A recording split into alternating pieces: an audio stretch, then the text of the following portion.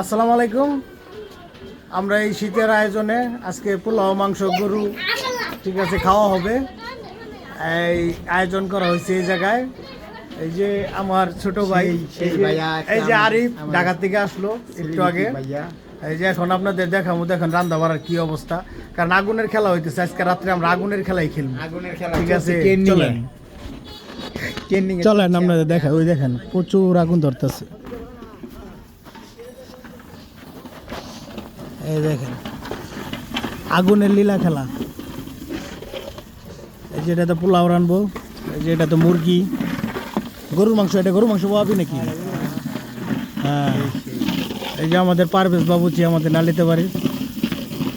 বিয়া শাদি মুসলমানি পিকনিক সব চলে ওরে দিয়া। কক্সবাজারের আয়োজন যদি করা হয় কক্সবাজারেও যায় 5-7 দিনের লেগে, সমস্যা নাই। তো ভালো গরু মাংস রান্ধে।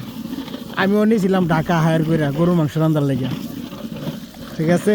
অনেক সুন্দর পাক করতে যায়। আগুন দেখি, এই যে পারভেজটা দেখে রাখেন। এই যে পারভেজ বাবুচি আমাদের নালিতা বাড়ি, আমাদের আবুল কাকার ছেলে। নাম কোন লাগবে? ঠিক আছে, পারভেজ না নাম কোন? হ্যাঁ হ্যাঁ পারভেজ। হ্যাঁ হ্যাঁ, ওই যে ওর বাপের নাম হলো আবুল বাবু চিয়া ছিল না? হ্যাঁ, তো বাপের নাম কি আবুল বাবু চিয়া ছিল না? বাবুর্চি আবুল এক নামে চিনে। এই রান্দাবাড়ি, এই যে ছোট ভাই বসছে, এই যে আমাদের স্বপন, সবচেয়ে কাছের লোক আমার। এই যে আমরা খালি আজকে আগুনের খেলা খেলতেছি, সবাই খেলতেছে, সবাই আগুন দিয়ে ভিউ কামাই করে। আজকে আগুন দিয়ে আমরা খাইনি। গরু না, গরু মুরগি আমি কিন্তু আবার গরু খাই না, আমি একজন হিন্দু না। ওর লেগে একটা পোল্ট্রি মুরগি আছে, একটা কক মুরগি আছে, সমস্যা নেই। একটা দুই সাইডে 2 রান আছে।